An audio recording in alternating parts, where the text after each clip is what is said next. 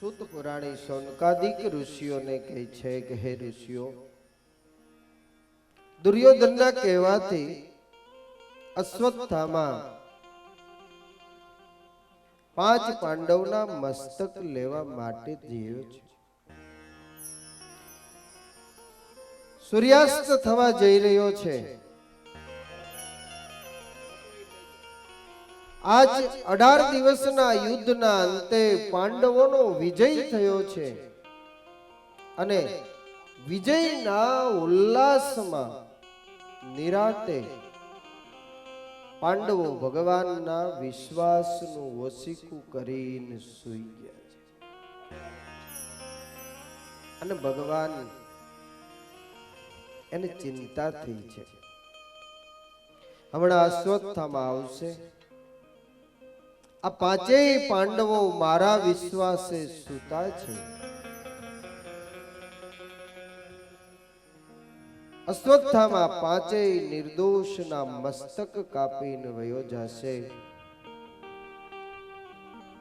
જગતમાં કહેવત રહી જશે કે પાંડવો એ દ્વારકાધીશના દેશના વિશ્વાસે રહ્યા. એને મળ્યું શું?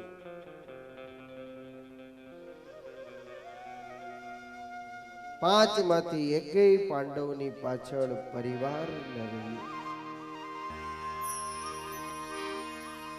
ભગવાન જાગ્યા છે. પાંડવોને જગાડી અને ભગવાન દ્વારકાધીશે કહ્યું છે કે સુતાશો શું, મારી સાથે ચાલો. અને આગળ ભગવાન દ્વારકાધીશ ચાલ્યા છે. 5 પાંડવો ભગવાનની પાછળ પાછળ ચાલતા થયા છે.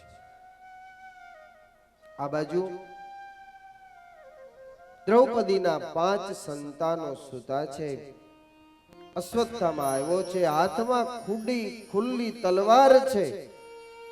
કૃતવર્માને સાથે લઈને આવ્યો છે અને એક બાજુથી ભય છે અને એક બાજુ ઉતાવળ છે. નિર્દોષ 5 દ્રૌપદીના સંતાનોને 5 પાંડવ માની ખડગ વડે કરી મસ્તક જુદા કરી 5ના મસ્તક લઈ અને જ્યાં દુર્યોધન સૂતો છે ત્યાં આવ્યો છે. દુર્યોધનને કહ્યું કે દુર્યોધન દેખ, ये 5 पांडव का मस्तक लेके आया.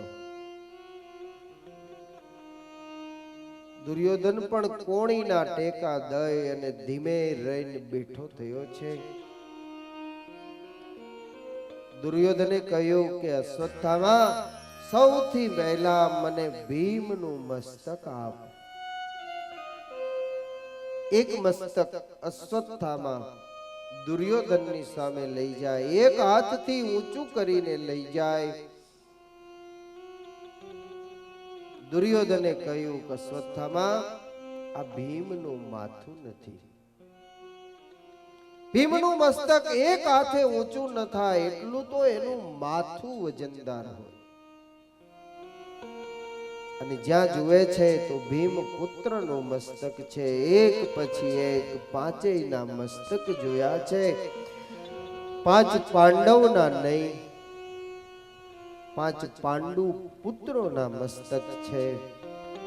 અને એ કુરુક્ષેત્રના મેદાનમાં પાપી અને દુષ્ટ વૃત્તિના દુર્યોધનની આંખમાંથી આજ આંસુ આવી ગયા. અશ્વત્થામાને કહ્યું છે કે મિત્ર, આ લોકોમાં આવ્યા પછી મેં એટલા બધા પાપ કર્યા છે અને એ પાપનું બંધાયેલું પોટલું એને મારા માથા ઉપર લઈ અને મારા ઈશ્વરના દરબારમાં હાજર થઈને જવાબ આપવાનો હતો. આજ 5 નિર્દોષ પાંડુ પુત્રોના મસ્તકો તે કાપી અને એ પાપનો ભાર તે વધારે વજનદાર બનાવ્યો છે. મિત્ર, આમાં તારો વાંક નથી. આ જગતમાં આવ્યા પછી ધર્મને છોડનાર માણસની આવી દશા હોય છે. દુષ્ટ વૃત્તિના દુર્યોધનના મુખમાંથી નીકળેલા આ શબ્દો છે. ધર્મને છોડીને સનાતન નીતિ અને સંસ્કૃતિની મર્યાદાને છોડીને જે માણસ ચાલે છે એ માણસને છેલ્લી અવસ્થામાં નિરાશા, દુઃખ અને ગ્લાની સિવાય બીજું કંઈ મળતું. માણસ માણસને મારી નાખે એમાં માણસની મર્દાનગી નથી. મર્દાનગી તો એમાં છે કે જેણે મન અને મદન ઉપર વિજય મેળવ્યો હોય.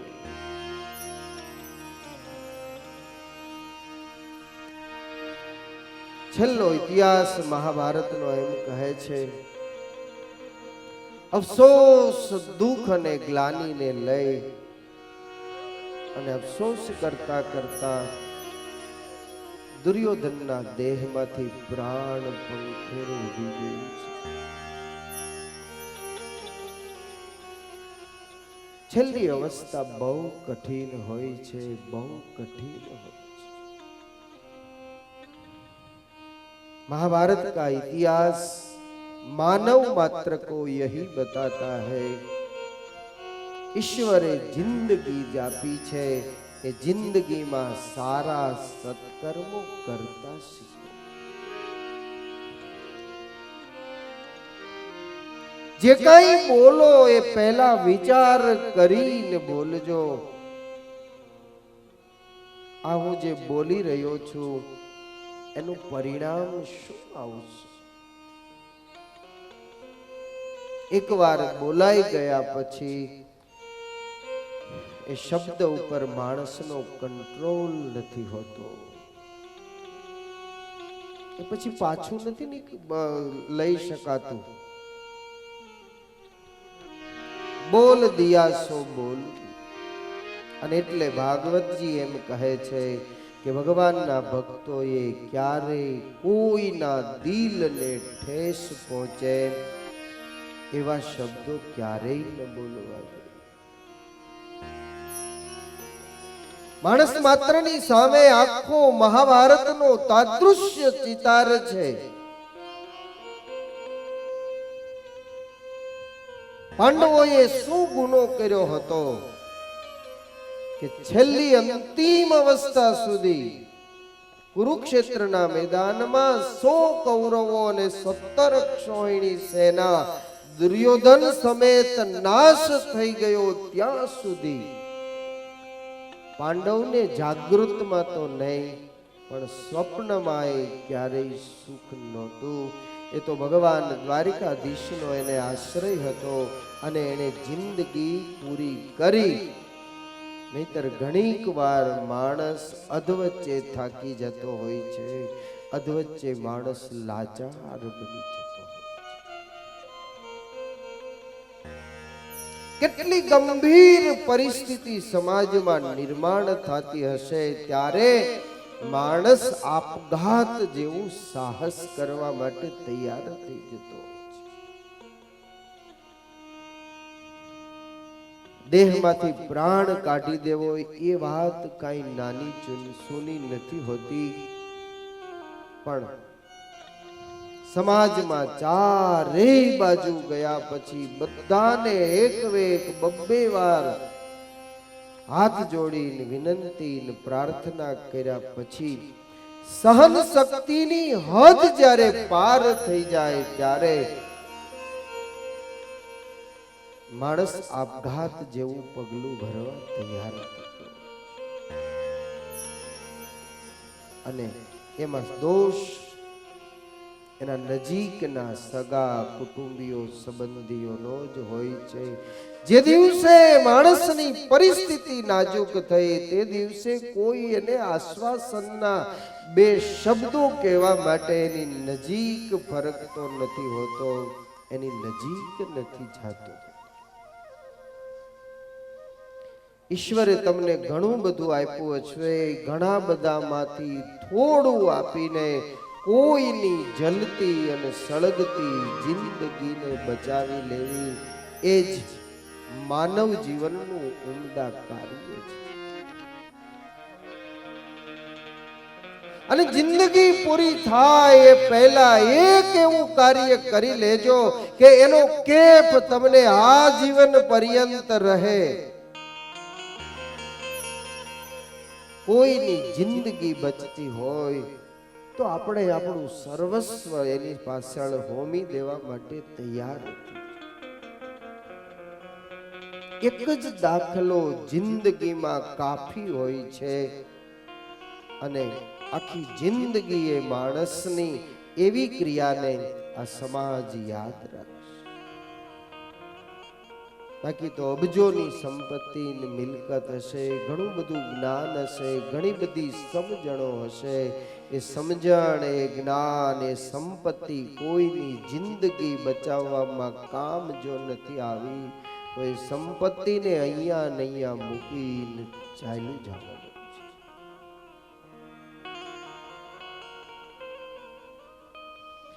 શાસ્ત્રકારો મર્દ એને નથી કહેતા કે જેણે કોઈને મારી નાખ્યો હોય, જેણે પોતાના મન ઉપર કંટ્રોલ કર્યો, જેણે મદન ઉપર કંટ્રોલ કર્યો, એની જિંદગી જિંદગી છે. અફસોસની સાથે આખી જિંદગી જેણે ઘોર કર્મ કર્યું છે એ નિરાશાને સાથે લઈ અને દુર્યોધન ચાલ્યો.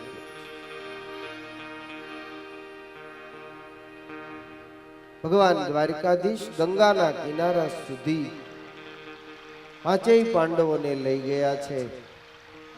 અહીંયા અશ્વત્થામાના કૃત્યને સંપન્ન થઈ ગયેલું જોઈ ભગવાને પાંચેય પાંડવોને કહ્યું છે કે ચાલો પાંડવો, ફરી આપણે છાવણી તરફ જઈએ.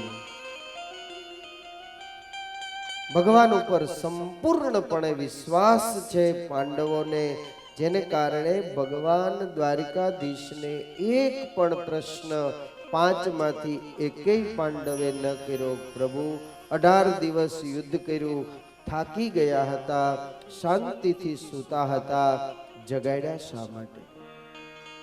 જગાડ્યા એનો વાંધો નથી, અહીંયા સુધી તમે લાવ્યા શા માટે? લાવ્યા એની સાથે પણ સવાલ નથી, પણ અહીંયા લાવ્યા પછી કાંઈ કામ નહોતું તો શાંતિથી અમને સુવા દેવા. પાંચ પાંડવોને મનમાં એમ હતું કે ભગવાન જે કરતા હશે એ મારા સારા માટે કરતા હશે. આપણને વિશ્વાસ નથી કે ભગવાન જે કરતા હશે એ આપણા સારા માટે કરતા. નુકસાન જે દિવસે થઈ જાય તે દિવસે પોક મૂકીને રડીએ છીએ. કેટલાય માણસો એ રડતા છાના રાખવાનો પ્રયાસ કરે છે, તે દિવસે આંખના આંસુ સુકાતા નથી. અરે ખુદ ઈશ્વરની સામે માણસ ફરિયાદ કરે છે કે આવું કેમ કર્યું? પણ ભગવાનને ખબર છે કે આને કેટલું આપવું જોઈએ, કેવું આપવું જોઈએ, આને સુખ શેમાં છે. ડોક્ટર પાસે ગયા પછી આપણે આપણું દર્દ જ ડોક્ટરને કહેવાનું હોય છે. ડોક્ટરને એમ ન કહેવાય કે તમે મને આ દવા લખી દેજો, તમે મને આ દવા લખી દેજો, તમે મને આ દવા. એને ખબર છે ડોક્ટરને કે આને ડાયાબિટીસ 400 થઈ ગઈ છે, માટે આને કડવી જ દવા લખી દેવી પડે અને તો જ એનો ડાયાબિટીસ કંટ્રોલ થાય. પછી ડોક્ટરને એમ કહો તમે કે આ દવા તો બહુ કડવી છે, મીઠી દવા મને લખી દો, તો ડોક્ટર લખી દે. આપણી ઈચ્છા હોવા છતાંય ડોક્ટર આપણને મીઠી દવા નહીં આપે. કેમ? એને ખબર છે આના દર્દને કડવા ઔષધની જરૂર છે. એમ શાસ્ત્રમાંથી જે વાતો આવે ને એ વાતો થોડી થોડી કડવી હોય, કારણ એ છે કે આપણે આપણા મનનું ધૈર્ય કરવું હોય, શાસ્ત્ર કે એમ કરવાની આપણી તૈયારી ન હોય. મનનું ધાર્યું તમને કરવા દે એટલે તમે ખુશ રાજી. કોઈ તમને એમ કે લે લે ભાઈ માવો લે, માવો ખાતા હોય તો મોજ ન પડી જાય. પણ સાધુ તમે માવો ખાતા હોય, ચોળતા હોય, બરાબર પાવર ઉતરી ગયા હોય, હાથમાં લઈને મોઢામાં નાખવાની તૈયારી કરો અને જો સાધુ હાથ પકડીને માવો ઢોળી નાખે તો રાજી થાવ?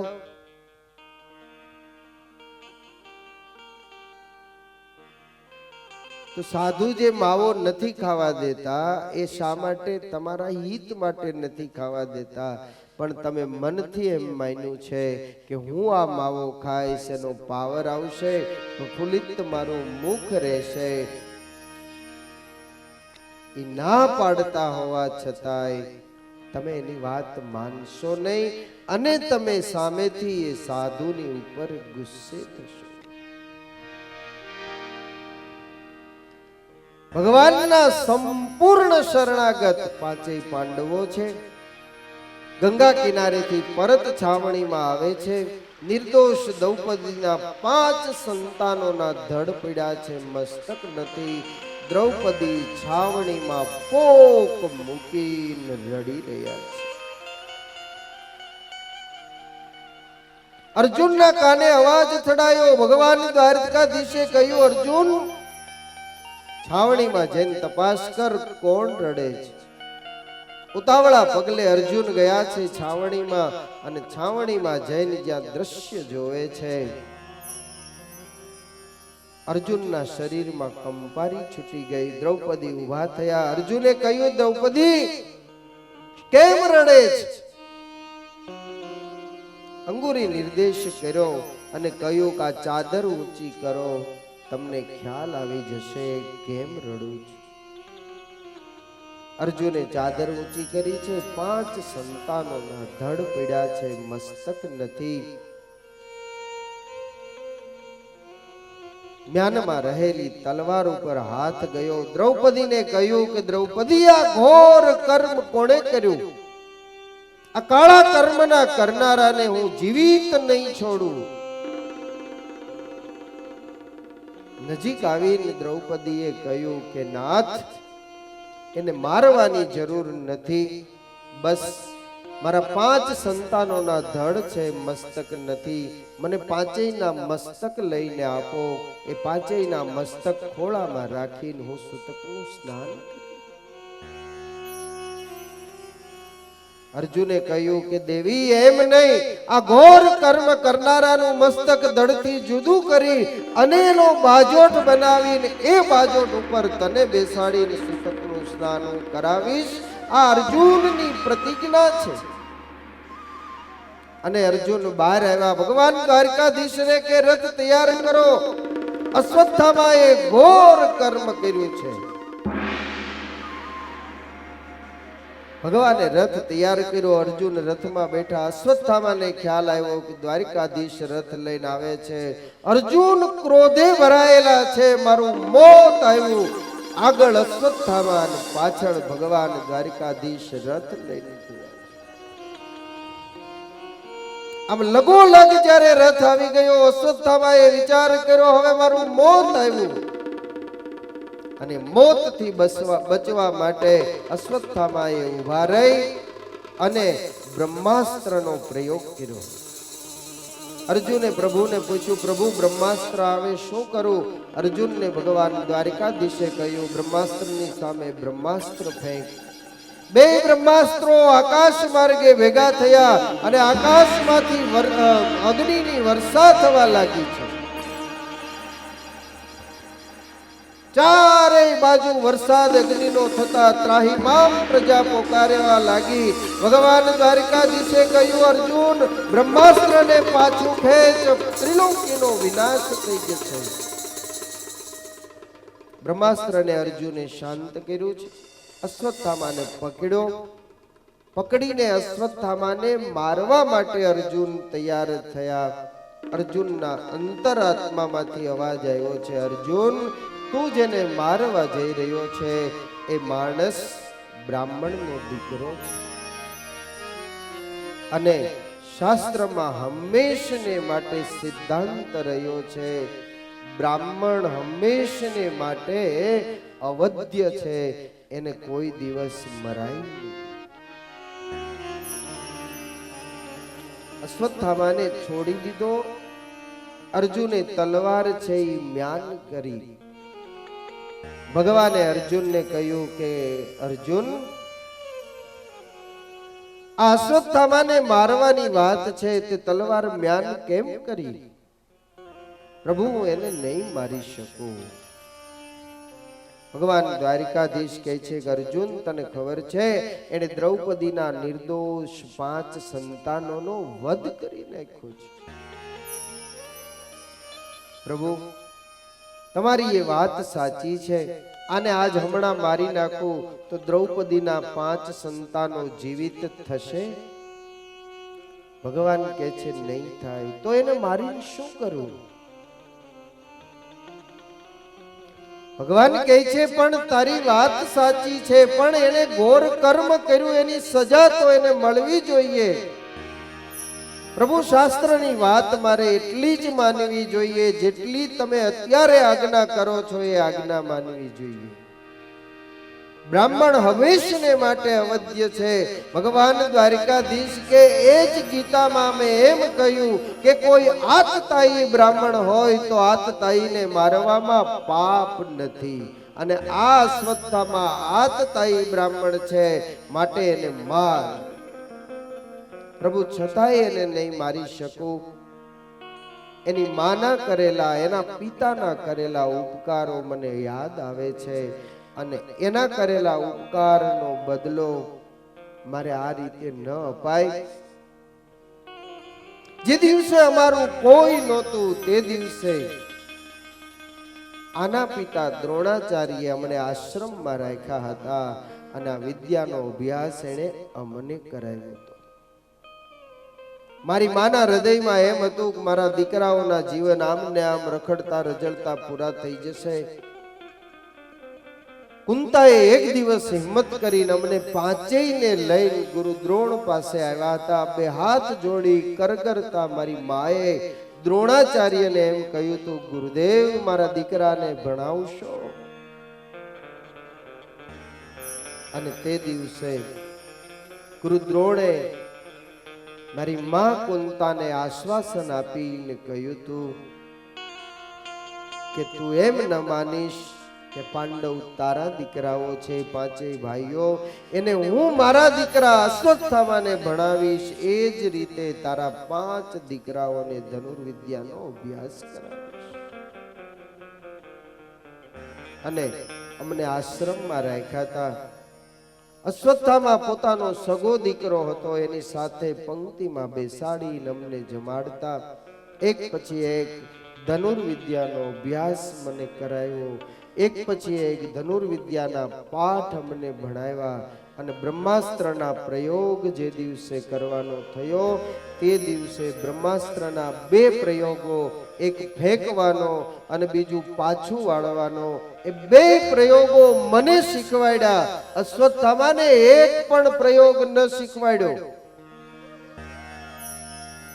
3 વાર ગુરુ માતા ગૌતમીએ ફરિયાદ કરી ત્યારે દ્રોણાચાર્યએ અશ્વત્થામાને બ્રહ્માસ્ત્ર ફેંકવાનો પ્રયોગ શીખવાડ્યો, એને પાછું વાળવાનો પ્રયોગ ન શીખવાડ્યો. આટલી હદે જેણે પોતાના સગા દીકરા પ્રત્યે પક્ષપાત રાખી અને મને ધનુર્વિદ્યાનો અભ્યાસ કરાવ્યો, એ ગુરુ દ્રોણની આજ ગેરહાજરી છે. અને એની ગેરહાજરીમાં ગુરુ માતા ગૌતમી વિધવા જીવન ગુજારી રહ્યા છે. એની આંખના આંસુ હું લૂછી ન શકું તો કઈ નહીં, એની આંખમાંથી આંસુ પડાવવાનો મને અધિકાર નથી. માટે પ્રભુ તમે કહેશો તો પણ તમારી વાત હું નહીં માનું, અશ્વત્થામાને નહીં માનું.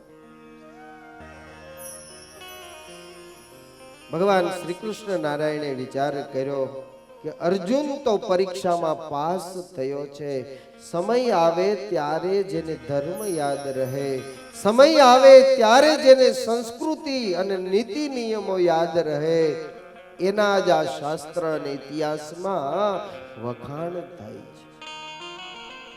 માણસ ઘણીક વાર સભામાં બેઠો હોય, શાંતિથી બેઠો હોય ત્યારે બધી જ મીઠી મીઠી વાતો કરતો હોય છે, પણ એનો એ માણસ મુશ્કેલીમાં અને સંકટમાં જ્યારે આવે છે ત્યારે એની પાસે રહેલું તમામ જ્ઞાન છે એ માણસ ભૂલી જતો.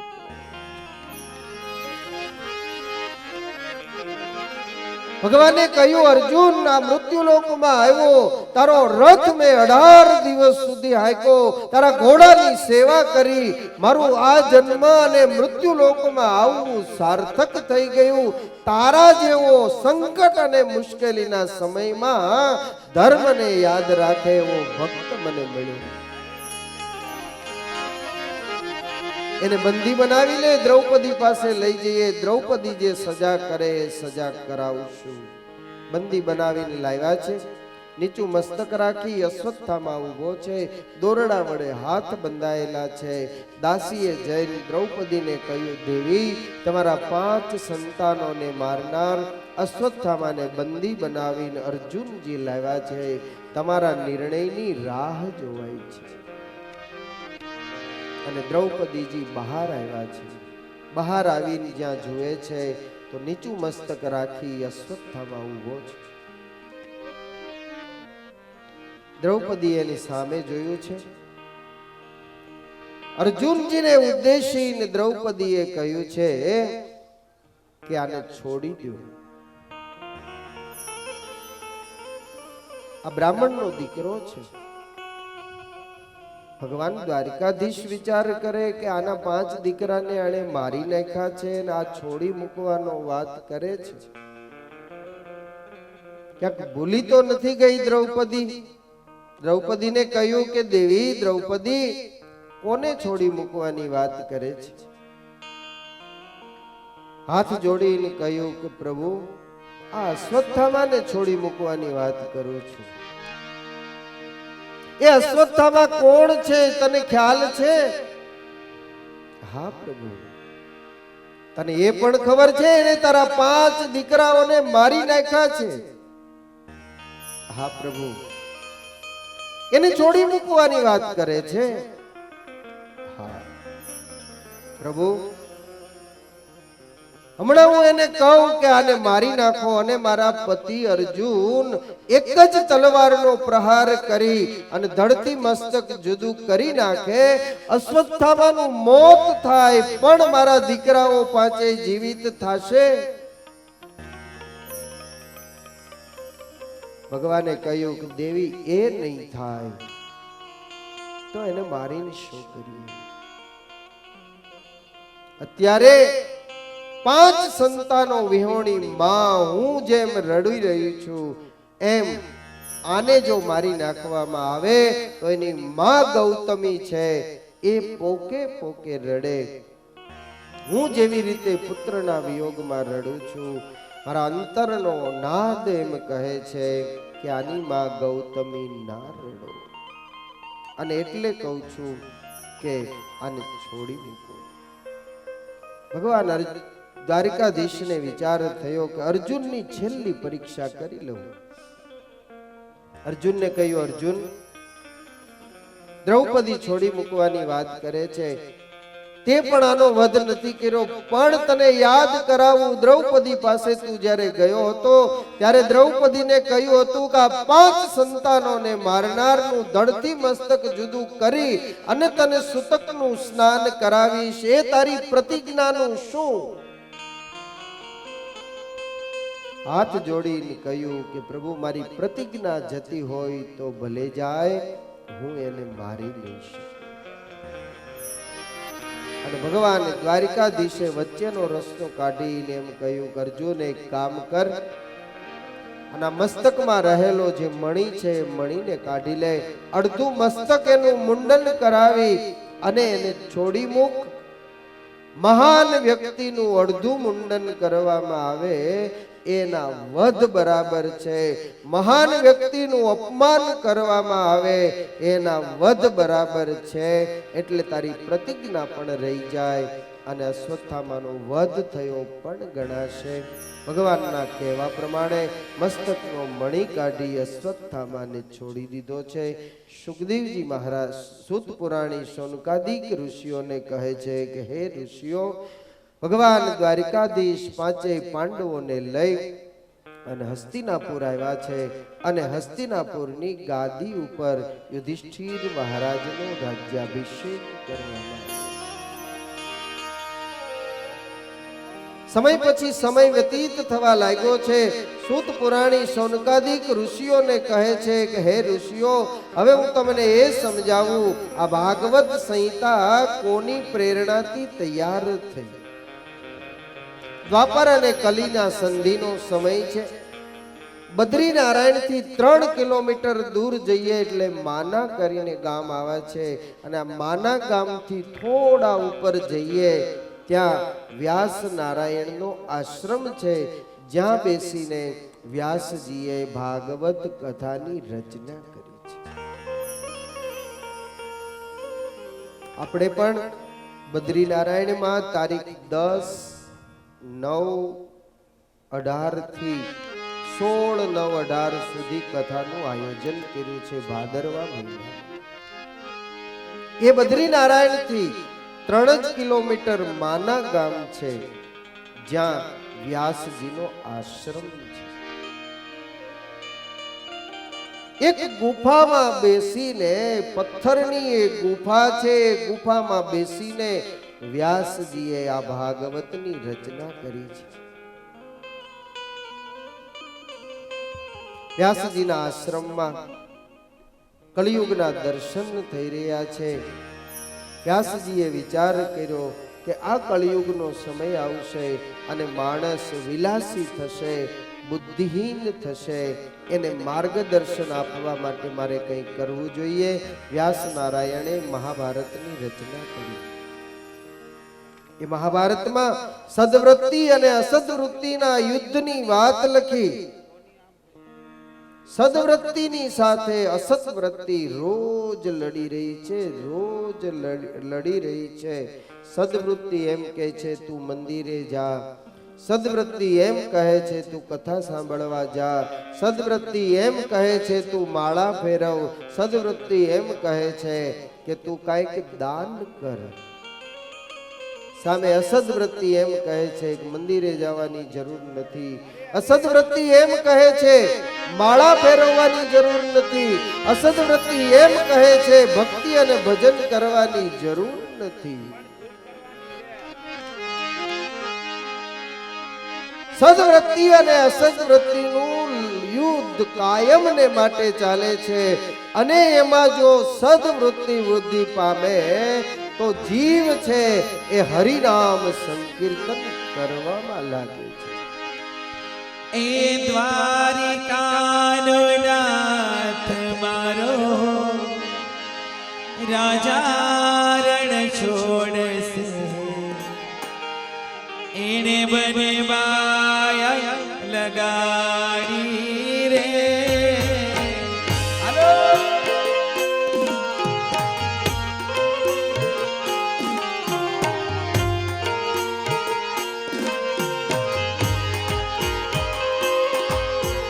દ્વારિકાનો નાથ મારો રાજા રણ છોડશે,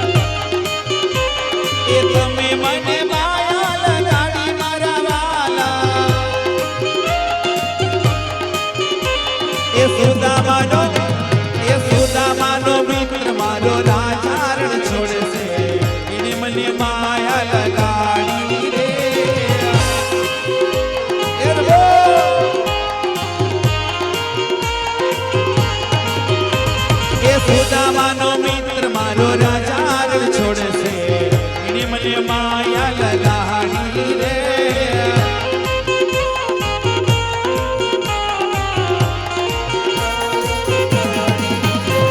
એ દ્વારિકાનો એ દ્વારિકાનો એ દ્વારિકાનો એ દ્વારિકાનો નાથ મારો રાજા રણ છોડશે એને મને માયા લગાડી રે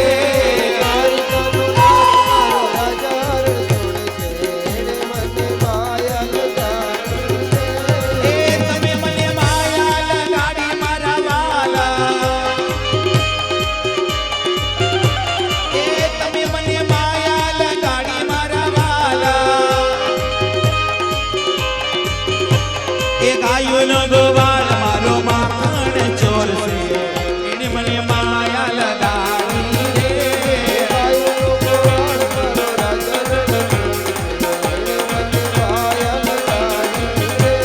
એ ગાયોનો ગોવાળ મારો માખણ ચોરશે એને મને માયા લગાડી રે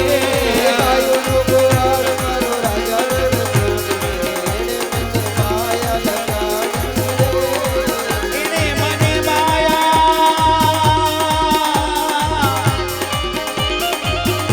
એને મને માયા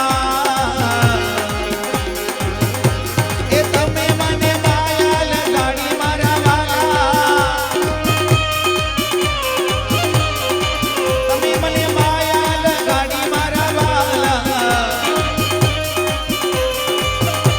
એ દ્વારિકાનો દ્વારિકાનો દ્વારિકાનો દ્વારિકાનો દ્વારિકાનો દ્વારિકાનો નાથ મારો એ દ્વારિકાનો નાથ મારો રાજા રણ છોડશે એને મને માયા એને મને માયા એને મને માયા એ દ્વારિકાનો નાથ મારો રાજા રણ છોડશે એને મને માયા લગાડી રે દૂર થાય છે એની સદવૃત્તિઓ એ વૃદ્ધિ પામે છે. મહાભારતનું જેમ યુદ્ધ થયું એમ માણસના માનસમાં સદવૃત્તિ અને અસદવૃત્તિનું યુદ્ધ સતત ચાલી રહ્યું છે. યુધિષ્ઠિર અને દુર્યોધન રોજ લડે છે. યુધિષ્ઠિર એમ કહે છે કે સવારે 4 વાગે ઉઠ. સવારે 4 વાગે ઉઠ. કોણ કે છે? યુધિષ્ઠિર સદવૃત્તિ. દુર્યોધન એમ કહે છે કે સુવા દેને, આ સુવાનો સમય છે, આ અસદવૃત્તિ છે. એક દિવસ એક સદગ્રહસ્થને ત્યાં એના પત્ની 9, 9:30 વાગ્યાના સુમારે એના પતિને જગાડે છે. એનો પતિ એમ કહે છે કે સુવા દેને.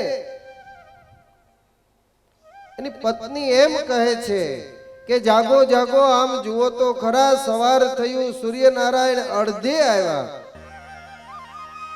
1 વાર જગાડ્યો, 2 વાર જગાડ્યો, 3 વાર જગાડ્યો ને એના પતિને આવ્યો ક્રોધ. એની પત્નીને કહ્યું, સુવા દે, ઊંઘ ક્યાં તું કરિયાવરમાં લાવી છે.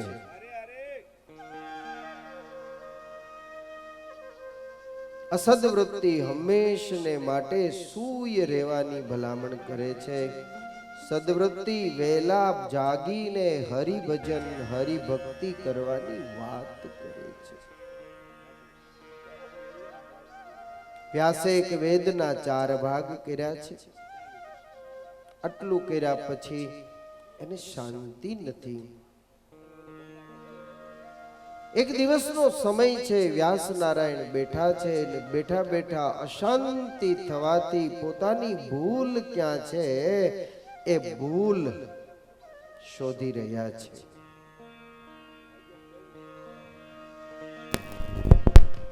પોતાની ભૂલ ક્યાંય ઓળખાતી નથી.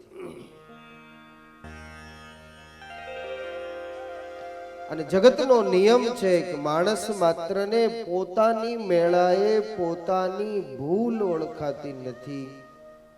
આપણી ભૂલ બીજો સામેવાળો માણસ ઓળખાવે ત્યારે જ આપણને ખબર પડે કે અહીંયા આપણી ભૂલ થાય છે.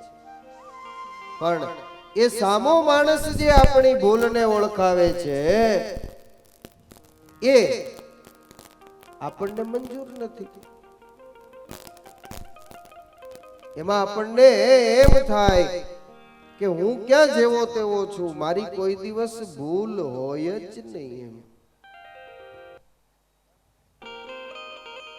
પણ માણસ માત્રની કાંઈક ને કાંઈક ક્યાંક ને ક્યાંક ભૂલ થતી હોય છે. વ્યાસજીનું મન અશાંત થયું, પોતાની ભૂલ શોધે છે. ભૂલ જ્યારે એને મળી નથી ત્યારે વિચાર મગ્ન બન્યા છે. બરાબર એ સમયે નારદજીનો યોગ એને થયો છે. નારદજીની સામે વ્યાસે બે હાથ જોડ્યા છે. સાધુ આવ્યા. વ્યાસ નારાયણને કહ્યું કે વ્યાસજી આમ ઉદાસ કેમ છો? નારદજીને વ્યાસજીએ કહ્યું કે એક વેદના 4 ભાગ કર્યા, મહાભારત ગ્રંથની રચના કરી, જગતના કલ્યાણ માટે આટલું કર્યા પછી મને ક્યાંય શાંતિ નથી. શાંતિનો ઉપાય બતાવો. નારદજીએ કહ્યું કે તમે જે કાંઈ કર્યું છે એ બધું જ જીવાત્માને લાંબા સમયે કલ્યાણ આપે, ફળ આપે એવું છે. હવે પછી ઘોર કલિકાલનો સમય આવશે અને ઘોર કલિકાલના સમયમાં કોઈની પાસે જાજો સમય નહીં હોય. એવા સંજોગોમાં આ તમે બતાવેલો માર્ગે જો ચાલશે કોઈ, તો એ માણસ ચાલતા ચાલતા થાકી જશે. કળિયુગમાં અલ્પ સમયમાં જીવનું કલ્યાણ થાય એવું કંઈક કરો. હાથ જોડી વ્યાસજીએ કહ્યું તમે કંઈક ઉપાય બતાવો. અને નારદજીએ પોતાના પૂર્વ જન્મની આખી કથા સંભળાવી. પેલા હું દાસીનો દીકરો હતો, 8-9 વર્ષની મારી ઉંમર, મારા પિતા મને મૂકીને ચાલ્યા ગયા. મારી વિધવામાં એકબીજાના ઘરનું કામ કરે, એમાંથી પૈસા આવે, એમાંથી ગુજરાન ચલાવતા. એક દિવસ ચાતુર્માસ કરવા માટે સાધુ અમારા નગરમાં આવ્યા અને એ સાધુની સેવામાં ગામના આગેવાન માણસોએ મને રાખ્યો.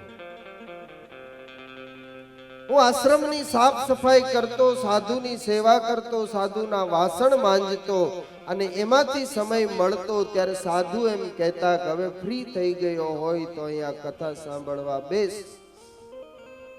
અને હું કથા સાંભળવા બેસતો. થોડી વાર બેસું, કથામાં મને કાંઈ મન બેસે નહીં એટલે ઊભો થઈને ચાલતો થાવ. સાધુ વળી આગ્રહ કરીને બેસાડે અને એમ કે કથામાં બેસ બેટા, કથા પૂરી થાશે ને એટલે હું તને પ્રસાદ આપીશ. કથામાં મને રસ નહોતો, કથામાં મને રુચિ નહોતી, કથા મારા મગજમાં બેસતી નહોતી, પણ પ્રસાદના લોભે હું કથા સાંભળવા બેસતો. એટલે કથામાં કદાચ મન રે નો રે, કથા યાદ રે કે નો રે, પણ પ્રસાદ જરૂર મળવાનો છે. એ યાદ રાખીને તમે કથા મંડપમાં આવીને બેસજો. અહીંયા આયોજકો તરફથી મારી પાસે ચિઠ્ઠી પણ આવી છે. જેટલા કથા સાંભળવા આવે એમણે બધાએ ભોજન રૂપ પ્રસાદ અહીંયા લેવાનો છે. એટલે ઘરે જવાની ચિંતા જ નહીં. વેલું મોડું થાય તો એની પણ ચિંતા રાખવાની જરૂર નથી. એ શાંતિથી હરિકથાને સાંભળીએ. નારદજીએ કહ્યું, વ્યાસજી, મારી નાની ઉંમર, કથામાં મારું મન નહોતું લાગતું, પણ જેમ જેમ કથામાં બેસતો ગયો તેમ તેમ મારા મનની જે વૃત્તિઓ છે એ ધીમે ધીમે સ્થિર થવા લાગી અને કથાના શબ્દોને ધ્યાનપૂર્વક હું સાંભળવા લાગ્યો. કોઈ પણ માણસ પહેલી વાર કથા સાંભળવા માટે આવે, કથા સાંભળવા બેસે એટલું મન એનું ઉદ્વિગ્ન હોય, મનની વિચારધારાઓ જુદા જુદા સ્ત્રોતમાં ચાલતી હોય. 15 મિનિટ, 20 મિનિટ, અડધો કલાક એ કથામાં બેસે એટલી મનની જે ધારાઓ જુદી જુદી દિશામાં ચાલતી હોય એ એક જગ્યાએ સ્થિર થાય, અને સ્થિર થાય એટલે કથાના શબ્દો સમજાવવા માંડે, અને કથાના શબ્દો ન સમજાય તો મનની વૃત્તિ સ્થિર થાય એટલે નિદ્રા દેવી આવે. બેમાંથી એક થાય. કથાના શબ્દો સંભળાય અને સમજાય તોય સારી વાત છે, અને કથામાં આવ્યા પછી કથાના મંડપમાં બેસીને ઊંઘ આવે ને તોય સારી વાત છે. નું કારણ એ છે, કેટલાયને એક ટીકડી, 2 ટેબ્લેટ, 4 ટેબ્લેટ લે તોય ઊંઘ નથી આવતી. અહીંયા બેસીને તમને વગર ટેબ્લેટે ઊંઘ આવી જાય એનાથી મોટી જગતમાં કોઈ વાત ન હોય.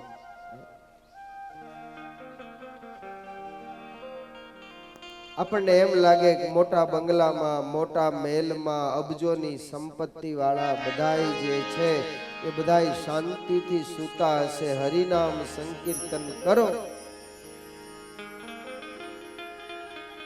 એ તો એને જઈને તમે પૂછો ત્યારે ખ્યાલ આવે કે આ બંગલામાં તને શાંતિ કેવી કરે છે. એક ભાઈને બહુ જબરજસ્ત ફેક્ટરી, હજારો કર્મચારીઓ કામ કરે. એક સાધુ એક દિવસ મળ્યા. સાધુએ એને પૂછ્યું કે ભાઈ તારે આટલો મોટો કારભાર છે, આટલા કર્મચારીઓ કામ કરે છે, આ બધાયની વચ્ચે તને ઊંઘ કેમ આવે છે? એને બહુ સરસ જવાબ આપ્યો. એને કહ્યું કે મહાત્માજી, હું સુવા માટે જ્યારે જાઉં અને ઊંઘ જ્યારે ન આવે ને ત્યારે હું વિચાર કરું કે મારા 1200 કર્મચારીઓ છે એ હડતાલ ઉપર ઉતરી ગયા છે. એક બાજુ બેસીને ભૂખ હડતાલ કરી રહ્યા છે. હું અને મારી કમિટી એને સમજાવવાનો ખૂબ પ્રયાસ કરીએ, અને છતાં એમાં કોઈ જાતનો નિચોડ અને સમાધાન આવતું નથી. અને કાંઈ સમાધાન જ્યારે નીકળે નહીં ત્યારે હું એમ કહું કે પરમાત્મા, હવે આ બધાયને તું સંભાળજે, એમ કરીને હું હુઈ જાઉં. એ બધાય કર્મચારીની જવાબદારી પરમાત્મા ઉપર સોંપી દે અને પછી હુઈ જાય. એમ આપણે આપણા મનનો ભાર ભગવાનને સોંપી દઈએ એટલે આપણે હાવ શાંતિથી નીંદર આવે. પણ આપણને એમ છે કે હું કરું તો જ થાય, મારા વિના કાંઈ થાય નહીં. આ હું કરું ને એ જ અજ્ઞાન માણસને રાતભર સુવા દેતું નથી. અરે હું કરતો હાલી મળ્યો, અરે હું કરતો હાલી નીકળ્યો, અરે નથી મોટપમાં સારો, અરે શેર લોટનો છો અધિકારી, તારું બાકી બધો પરબારો. અરે મન કહે કે મેં કર્યો, અરે મન કહે કે મેં કર્યો, અને કરનારો બીજો કોઈ, અરે આદરા અધૂરા રહે મારો હરી કરે સોય.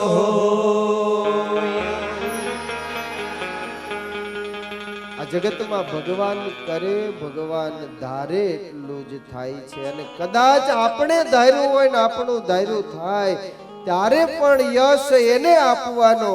હે પ્રભુ, મેં તો પ્રયાસ માત્ર કર્યો છે, તારી કૃપા વિના આ કોઈ કાર્યને કરવા માટે હું શક્તિમાન નથી. વ્યાસજીને નારદજીએ કહ્યું, કથા સાંભળતા સાંભળતા હું ભગવાનમાં તલ્લીન થઈ જતો અને કથાને કહેતા કહેતા ગુરુદેવ પોતાના દેહનું ભાન ભૂલી જતા. મનની વૃત્તિ કથામાં એક તાર લાગી જતી અને ક્યારે 2 કલાક 3 કલાક પૂરા થઈ જતા એનો ખ્યાલ નહોતો. ચાતુર્માસનો સમય પૂરો થયો. સદગુરુ સંતો જવા માટે તૈયાર થયા. મેં હાથ જોડી ગુરુદેવને પ્રાર્થના કરી કે હે મહાત્માજી, આટલી કથાને સાંભળ્યા પછી મારું મન શુદ્ધ અને પવિત્ર થયું છે. મને એક વાત સમજાણી છે કે આ જગત અને જગતની માયા, જગત અને જગતના સંબંધીઓ બધા જ નાશવંત છે. સાચા સગા અને સાચું કોઈ જગતમાં હોય તો ભગવાન અને ભગવાનના સંત છે. અને માટે ગુરુદેવ, તમે જઈ રહ્યા છો તો મને તમે સાથે લઈ જાઓ. મહાત્માજીએ નારદજીને કહ્યું કે જો બેટા, અમે તને સાથે ન લઈ જઈ શકીએ. તું જો અમારી સાથે આવે તો તારી માં જે વિધવા જીવન ગુજારી રહી છે એનો એકમાત્ર આધાર જો કોઈ હોય તો બેટા તું છે. તારી પાસેથી એની ઘણી બધી આકાંક્ષાઓ છે અને તું જો અમારી સાથે ચાલ્યો આવે તો તારી માં તારી પાછળ દુખી થાય. માતાને દુખી કરીને તું અમારી સાથે આવીને ભજન કરે, તારા ઉપર ભગવાન રાજી ન થાય. નારદજીએ કહ્યું કે ગુરુદેવ, કથા કહેતા કહેતા તમે તો એમ કહેતા હતા કે ભગવાનના ભજનમાં જે કોઈ વિઘ્ન કરનારા હોય એનો ત્યાગ કરી દેવો જોઈએ. મારું મન ભગવાનમાં લાગ્યું છે, મારે તમારી સાથે આવવું છે, હરિભજન અને સંકીર્તન કરવું છે અને મારી માં એમાં વિઘ્ન રૂપ થાય છે તો જે વિઘ્ન રૂપ થતા હોય એનો ત્યાગ કરવો જોઈએ. આવી વાત તમે જ મને સમજાવી છે અને અત્યારે પાછા તમે મને ના પાડો છો કે માનો ત્યાગ કરીને ન જવું જોઈએ. મારી માં જો ભજનમાં અને ભક્તિમાં વિઘ્ન કરતા હોય તો એનો ત્યાગ કરવામાં મને કોઈ વાંધો દેખાતો નથી.